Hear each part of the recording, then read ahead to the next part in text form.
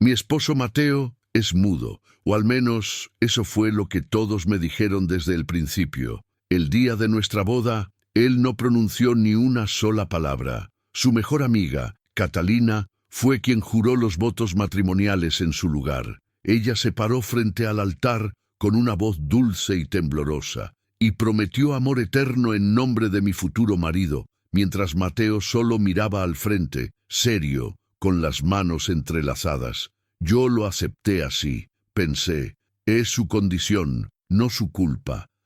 Y me esforcé por entenderlo, por ser la esposa paciente y comprensiva que todos esperaban que yo fuera. Pero, apenas nos casamos, llegó la primera estocada.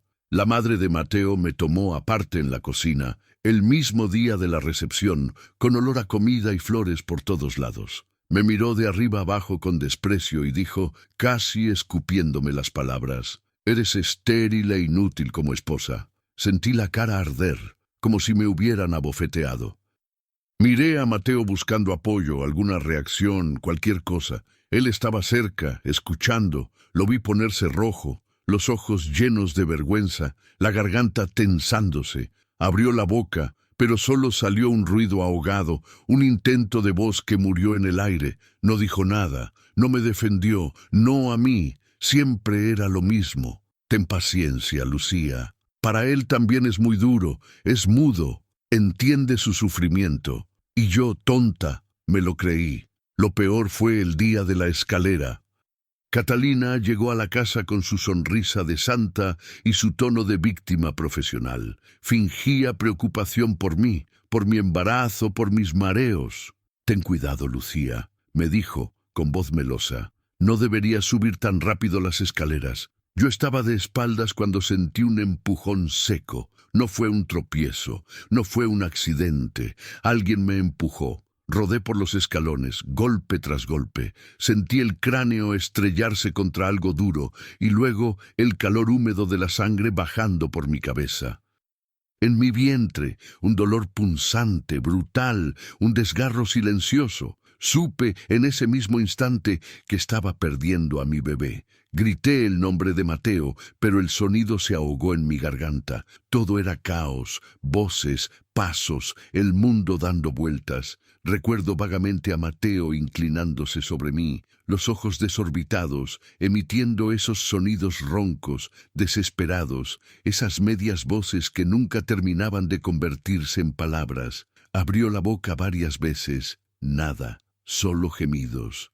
Solo manos agitadas en el aire, pidiendo ayuda sin decirla. Mientras yo me desangraba, él seguía siendo mudo, mudo para mí, mudo para nuestro hijo. Y aún así, todos repetían el mismo disco rayado. «Lucía, entiende, para él también es traumático. Tenle compasión, él no puede hablar. Pobrecito, se siente impotente». Yo me lo tragué, me culpé. Intenté seguir adelante. Fingí que el dolor del cuerpo y el vacío del vientre eran algo con lo que podía aprender a convivir.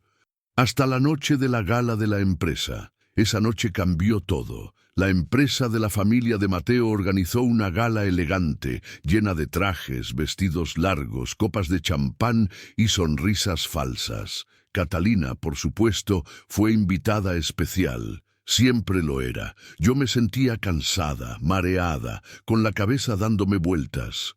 Me despedí temprano de algunos conocidos y decidí irme antes que todos. Nadie puso mucha atención. Antes de salir por completo, tuve que regresar a buscar algo que había olvidado. Creo que el abrigo o el celular, ya ni recuerdo. El punto es que me desvié hacia la zona de las escaleras secundarias. Y entonces lo vi. Había un pequeño alboroto.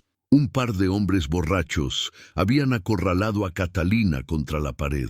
Ella ponía cara de víctima perfecta, los ojos brillantes de miedo, las manos temblando justo lo suficiente para parecer delicada. Antes de que yo pudiera reaccionar, alguien se adelantó. Mateo, mi marido, el hombre mudo, se plantó frente a los borrachos, los empujó con firmeza y dijo, con una voz clara, grave, perfectamente articulada: «Suéltenla ahora mismo, o me encargo personalmente de que nadie vuelva a verlos en esta ciudad.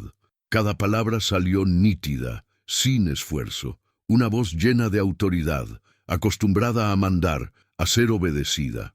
Los hombres se quedaron helados.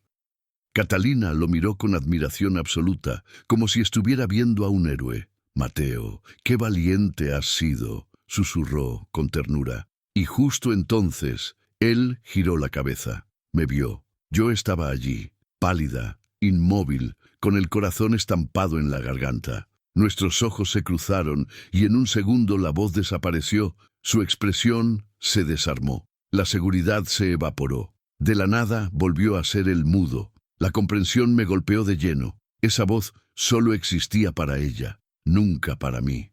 Mi esposo se quedó petrificado, con los ojos abiertos como platos, el pánico pintado en la cara. Era como si alguien hubiera arrancado su máscara delante de todos. Catalina palideció por una fracción de segundo, pero se recuperó rápido. Caminó hacia mí, aún interpretando el papel de frágil. «Lucía», dijo, tomándome la mano, «no lo entiendas mal. Mateo estaba muy nervioso por mí, nada más. Tú sabes cómo es. Él haría cualquier cosa por mí». Mentía. Y lo hacía temblando, fingiendo vulnerabilidad, como quien se refugia en la pena para desviar la culpa. Mateo, mientras tanto, bajó la mirada al suelo. No pudo sostener mi mirada ni un segundo. Empezó a mover las manos en señas frenéticas, intentando explicarse sin usar la voz que yo acababa de escuchar claramente. Algo dentro de mí se quebró. Le solté la mano a Catalina de un tirón. Solté una risa seca, sin humor. Me di media vuelta y me fui. Él intentó seguirme, quiso tocarme. «No me toques», solté, con una frialdad que ni yo conocía. Él se quedó clavado en el mismo lugar, mudo otra vez, con la desesperación deformándole el rostro. Al llegar a casa, me encerré en el dormitorio. Antes, el silencio de esa casa me había parecido tranquilo. Ahora me asfixiaba. Cada rincón olía a engaño, a teatro, a mentira envuelta en ternura. Al poco rato, escuché rasguños suaves en la puerta. Era Mateo. 2 golpecitos, una pausa, otros 2. Nuestra señal secreta, la que usábamos para indicar urgencia, cariño. «Por favor, ábreme». Lo ignoré. Pasó media hora. Dejó de rascar. Sentí un alivio extraño, como si respirar doliera un poco menos. Entonces, el teléfono vibró. Llamada de Catalina. No contesté. Luego, mensajes y más mensajes. «Lucía, Mateo se marchó muy alterado. Me preocupa que cometa una locura. Él te ama con locura. No le hagas esto. Por favor, no estés enfadada por mí. Mi gato está malito y estoy sola. ¿Sabes dónde está Mateo? Tengo miedo». Hasta una nota de voz llorosa que ni siquiera abrí. Salí finalmente del cuarto. El salón estaba vacío. El abrigo de Mateo y las llaves del coche habían desaparecido. Sobre la mesa, un bloc abierto con garabatos nerviosos y una frase escrita a toda prisa. «Lucía, créeme, solo te amo a ti». Me dieron náuseas. Si eso era amor, era un amor que ya no quería. Amor no era correr detrás de otra mujer al primer susto. Amor no era tener voz para ella y silencio para mí. Tomé el teléfono y marqué el número del investigador privado que me habían recomendado hacía meses, pero que nunca me había atrevido a llamar. «Necesito todo sobre Mateo Vargas y Catalina Beltrán», dije, desde el día que se conocieron hasta hoy. Al día siguiente fui a trabajar como si nada. Me maquillaba las ojeras, hablaba poco, sonreía lo justo. Mateo no volvió a casa esa noche. Su madre, sin embargo, llamó a la hora de siempre. «¿Qué le hiciste ahora?», fue lo primero que dijo. «Bastante sufre ya siendo mudo. Catalina dice que te has vuelto loca. Él está en su piso. Ve a buscarlo ahora mismo». Le colgué. Esa misma tarde, Mateo apareció en casa, destrozado físicamente. Ojeras profundas, la ropa arrugada, ojeroso. Detrás de él, como siempre, venía Catalina, con una sonrisa dulce y un tóper de sopa casera en las manos. «Mateo estaba preocupadísimo porque no habías comido», dijo ella, «así que me pidió que te trajera esto». En su voz no había ni rastro de culpa. Era como si todo lo de la escalera, lo del embarazo perdido, lo de la fiesta, hubiera sido un sueño mío. En ese momento entró mi suegra. Tomó la mano de Catalina como si fuera su propia hija y me lanzó una mirada de puro odio. «Mira qué detallista es ella», me dijo, «y mírate tú, que ni sabes cuidar a tu marido. Sin Catalina vete a saber dónde habría dormido anoche». Mateo estaba ahí, cabizbajo, retorciéndose las manos, jugándose el papel de mártir en silencio. Los miré a los tres y sentí algo helarse del todo dentro de mi pecho. Fui a la mesa, tomé un documento y se lo puse a Mateo delante. «Firma». Su madre me lo arrancó de la mano. «¿Firmar qué?», espetó. «Asuntos urgentes de la empresa». Mentí sin pestañear. Catalina se puso nerviosa. «Mateo, no hagas nada sin pensar. Lucía solo está enfadada». Intentó cogerle la mano, pero él la apartó de golpe y me miró a mí con ojos suplicantes, como si de repente solo yo pudiera salvarlo de algo. Ignoré a su madre, a Catalina, ignoré sus señas. «No es divorcio», añadí con calma. «Tranquila, solo temas laborales». Mi suegra resopló sin quedar del todo convencida, pero dejó de discutir. Mateo tomó el bolígrafo y firmó rápido, con su letra impecable. Luego me miró, lleno de esperanza. «Lucía, por favor, no estés enfadada», decían sus ojos. No le dije una sola palabra. Entonces Catalina miró mi muñeca. «¡Qué pulsera tan preciosa, Lucía!», dijo. «Te la regaló Mateo. Era mi pulsera de compromiso. Jamás me la había quitado desde el día en que me la dio». Esperé. Vi cómo Mateo se tensaba. Empezó a mover las manos rápido. «Fue mi regalo de compromiso para Lucía». Catalina fingió sorpresa. «¡Ay, qué bonito!», susurró, mirándolo con deseo. «Tú nunca me has regalado nada así. ¿Por qué no?». Él dudó. Me miró a mí. Bajó la vista al bloc, miró a ella. Tomó el bolígrafo y escribió. «Lucía, ¿y si se la prestas a Catalina unos días? Tiene una fiesta importante la semana que viene». Mi corazón no se rompió, se pulverizó. Miré esa frase durante 10 segundos completos. Luego sonreí. Sin decir nada, me quité la pulsera, la miré por una última vez y la lancé con fuerza contra el suelo de mármol. El sonido del metal y las piedras contra el piso fue seco, brutal. Crash. Las esmeraldas salieron volando en 1000 pedazos. Mi suegra gritó. Catalina se encogió detrás de Mateo. Él se levantó, pálido, con una expresión de horror mudo. «Ahora está rota», dije muy tranquila. «Así nadie la tendrá». Subí las escaleras y empecé a hacer mi maleta. Mateo me siguió, haciendo señas como loco. «¿Qué te pasa? Te compraré otra. No es para tanto. No te vayas».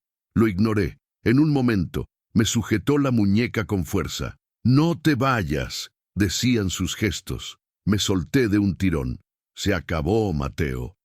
Bajé las escaleras con la maleta, mientras su madre me insultaba a gritos, llamándome desagradecida, loca, ingrata. Mateo se plantó frente a la puerta, los ojos rojos, haciéndome señas sin parar. «Lo siento, me equivoqué. Por favor, no me dejes». Lo miré y lo único que vi fue lástima. «Tu arrepentimiento no me devuelve a mi hijo», respondí. Retrocedió como si lo hubiera golpeado. Abrí la puerta, salí y detrás de mí escuché algo romperse, seguido de los alaridos de su madre. No miré atrás. Días después, el investigador privado me entregó un dossier enorme y varias grabaciones. Mateo no nació mudo. A los 10 años tuvo una fiebre altísima. Sus cuerdas vocales se dañaron y estuvo 1 año sin hablar. En ese tiempo, recibió atención constante, cuidados especiales, drama al por mayor, sobre todo de Catalina.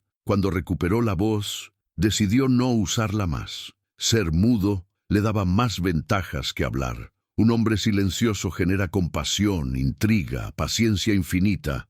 Nadie lo presiona tanto, nadie le exige tanto. Todos se adaptan a él. Catalina se convirtió en la guardiana de su gran secreto. 20 años de relación retorcida, dependencia y manipulación mutua. En una de las grabaciones se la oía decir, entre risas, «Mateo no es mudo de verdad.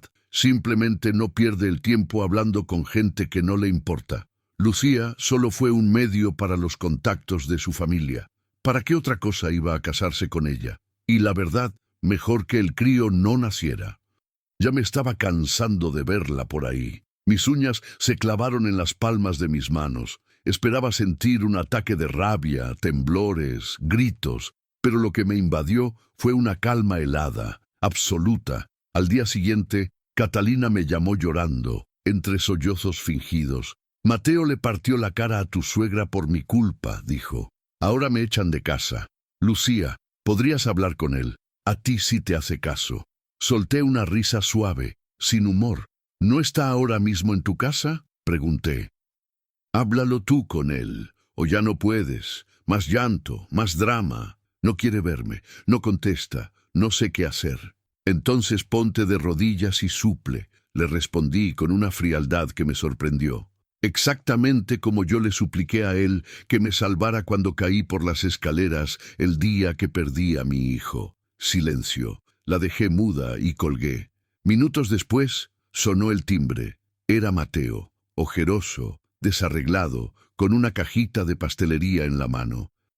Intentó sonreír, intentando resucitar ese gesto de «soy bueno, solo estoy confundido». Me hizo señas. «Lucía, te traje tu pastel favorito, el que tanto te gusta». No lo dejé pasar. «¿Qué quieres?», pregunté, firme. Se sobresaltó. Sus manos se movieron con prisa. «Catalina no lo dijo en serio. Es inmadura. No la juzgues. Yo hablaré con mi madre. Arreglaremos todo».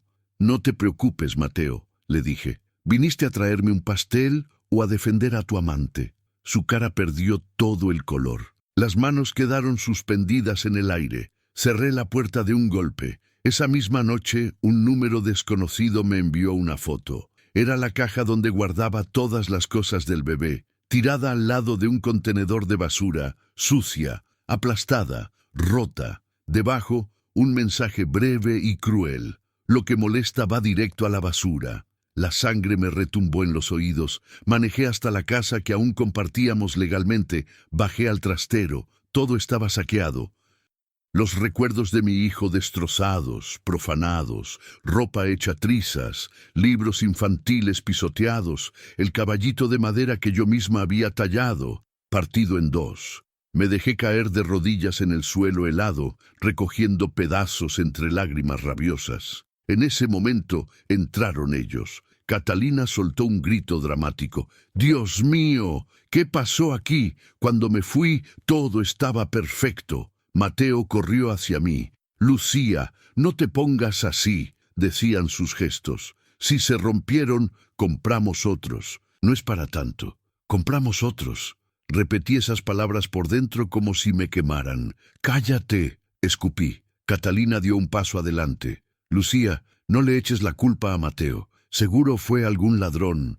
Le lancé el caballito roto a la cara. «Esto lo hiciste tú, Catalina. Te voy a matar». La madera le rozó la mejilla y dejó una pequeña línea de sangre. Catalina gritó, exagerando, y se escondió detrás de Mateo. «Mateo, tengo miedo. Está loca». Él, por instinto, la abrazó para protegerla. Después se giró hacia mí con ojos duros, llenos de reproche, y habló, con su voz real, esa voz que no usó para decir sus votos matrimoniales, que no usó para defenderme de los insultos de su madre, que no usó para pedir ayuda cuando yo me desangraba en una camilla. La usó ahora, por un rasguño insignificante en la cara de otra mujer.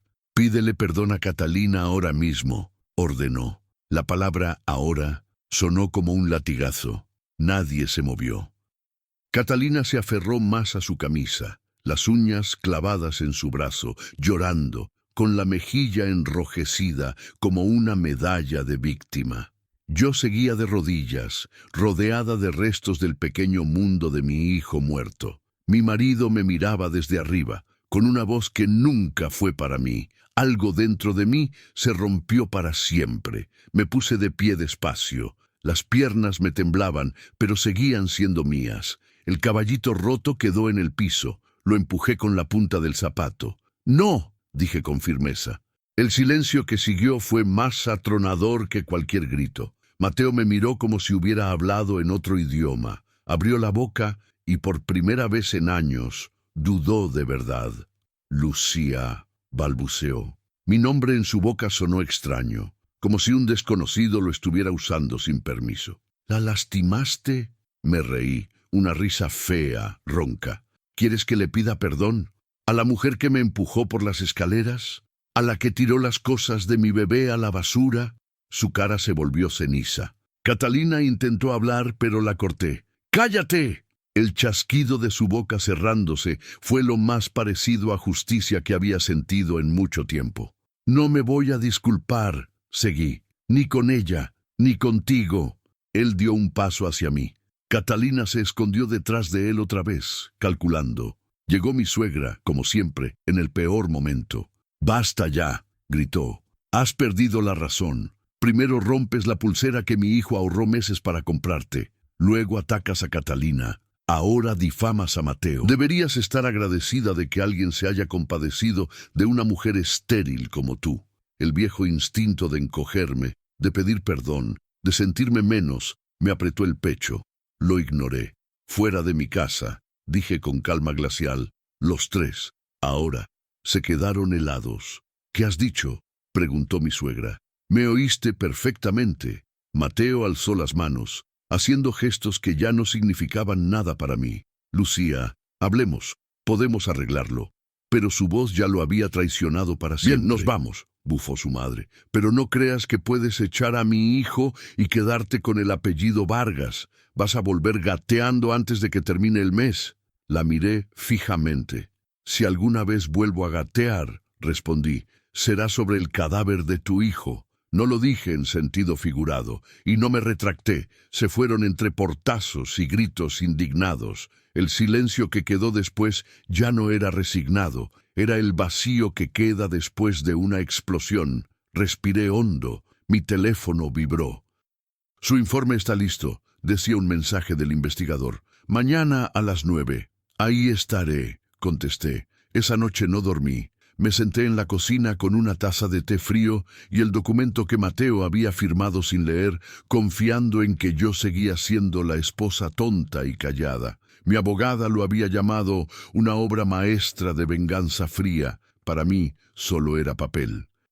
Papel que transfería los derechos de voto de Mateo en la empresa a mi nombre mientras durara su crisis médica, avalada por el psiquiatra al que yo misma lo había obligado a ir 6 meses antes. El mismo psiquiatra que diagnosticó que su mutismo era funcional, voluntario, un mecanismo que él eligió mantener. «Siempre te gustó fingir que no podías hablar», susurré a la casa vacía. «A ver qué te parece cuando eso te cueste todo». Al día siguiente me senté frente al investigador.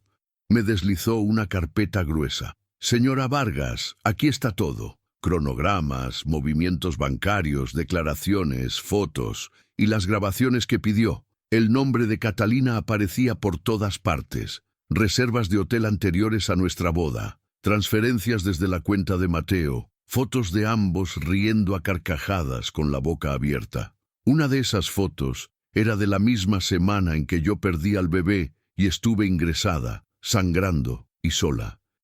En el reporte decía que Mateo me visitó 10 minutos, mudo y nervioso. Prometió volver. Nunca volvió. «¿Y las grabaciones?», pregunté. Me entregó un pendrive. Catalina con amigas, con su suegra, y una de Mateo hablando con ella frente a una clínica 2 meses antes de su aborto espontáneo, explicó. «No fueron discretos. Sentí el golpe, pero ya no dolía como antes. Era un dolor diferente. Desgastado. «Gracias», dije. Pagué. Me fui a casa. Me duché. Me puse un vestido negro sencillo, tacones bajos, el pelo recogido en una trenza y pendientes discretos. Por primera vez en meses no llevé la pulsera de esmeraldas. Estaba donde debía estar, hecha pedazos. Tomé el celular y llamé al área jurídica de la compañía. «Buenos días, habla Lucía Vargas», dije. «Activo la cláusula de emergencia del poder que Mateo rubricó la semana pasada. Convoco inmediatamente a la junta directiva». Hubo un silencio al otro lado. «¿Puedo saber el orden del día?», preguntaron. Claro, respondí. Único punto, la remoción de Mateo Vargas como director ejecutivo interino por causas médicas y éticas. El abogado carraspeó. Entendido, enviaré las convocatorias ahora mismo. Esa noche, la sala de juntas estaba llena, todos los pesos pesados de la empresa. Tomé asiento en la presidencia. Levanté la vista cuando se abrió la puerta. Entraron Mateo, su madre y Catalina. Mateo se veía más delgado, más apagado, pero sus ojos seguían siendo los de alguien que cree que, al final, todos van a perdonarlo. Su madre se acercó a mi silla. Lucía, me susurró, sea lo que sea que estés tramando, no vas a humillar a mi hijo frente a su propia junta. Si es por el capricho de la pulsera, lo hablamos luego. Señora Vargas, respondí, serena, desde anteayer ya no soy su nuera. Diríjase a mí como señora Lu. Parpadeó, confundida. ¿De qué hablas? Empujé un sobre sellado hacia el centro de la mesa. Sentencia definitiva de divorcio. Mateo firmó el acuerdo hace 3 semanas. Estaba anexado al documento corporativo que él, tan ocupado, no se molestó en leer. Lo engañaste, escupió su madre. Engañaste a mi hijo, eres una víbora. Seguí la ley al milímetro, contesté. Si él firma papeles sin leerlos, eso no es incapacidad, es soberbia. Señora Lu, tal vez deberíamos comenzar, intervino un consejero. A los mercados no les gusta la incertidumbre. Tiene razón, respondí. Empecemos. Mateo se sentó. Sus manos volaban en el aire. Esto es ilegal. No puedes hacerme esto. Estás exagerando. Primer punto, anuncié. Aptitud actual de Mateo para liderar la empresa. Puse un pequeño reproductor sobre la mesa. Antes de votar, quiero que escuchen algo. Presioné play. La voz de Catalina llenó la sala. Mateo no es mudo de verdad. Solo se molesta en hablar con quien le importa. Lucía es un instrumento nada más. No vale nada. Las palabras flotaron pesadas. Pausé. Luego puse la siguiente grabación. La voz de Mateo, clara, confiada, sonó por los altavoces. Te preocupas demasiado, se lo tragan todo. Inversores, junta, hasta mi madre, no esperan que hable en las reuniones. Así oigo primero todas sus cartas. Tengo el poder sin la carga. ¿Por qué renunciaría a algo tan útil? Uno de los consejeros murmuró una maldición. Si esto es real, tenemos un problema muy serio, dijo otro. Muy serio, repetí. Pero la decisión es suya. De repente, Mateo se puso de pie y golpeó la mesa. ¡Basta ya!, gritó con toda su voz. El eco rebotó en las paredes. Algunos directivos se sobresaltaron. Ahí estaba, su voz real, sin cortinas, sin excusas, sin enfermedad. Me tendiste una trampa, me acusó. Lo único que hice fue mostrar la verdad, respondí. Lo que ustedes hagan con ella es asunto suyo. Catalina intentó susurrarle al oído, pero él la apartó con un manotazo. Desde el punto de vista corporativo, intervino otro directivo, esto es grave. Hablamos de fraude hacia los accionistas, de ocultar información relevante sobre su condición. Yo no vine a mandar a Mateo a la cárcel, dije despacio. Si quisiera eso, estaría en una rueda de prensa, no aquí. Abrí otro dossier y lo deslicé en la mesa. Vine a proteger la participación de mi familia.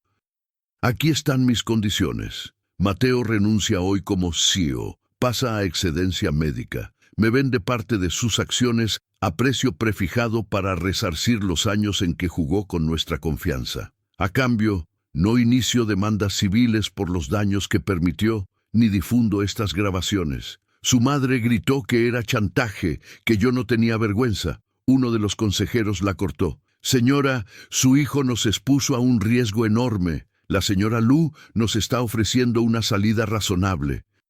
Debería agradecerle. Catalina le tomó del brazo a Mateo. No aceptes, le rogó. Él se soltó, me miró. ¿Y si rechazo tus condiciones? Escupió con rabia contenida. Lo miré directo a los ojos. Entonces voy a la fiscalía, dije, y denuncio la agresión que provocó mi aborto, el acoso de Catalina y el fraude continuado hacia los inversores. Y cada uno de ellos escuchará tu voz, riéndose de su buena fe. Tragó saliva.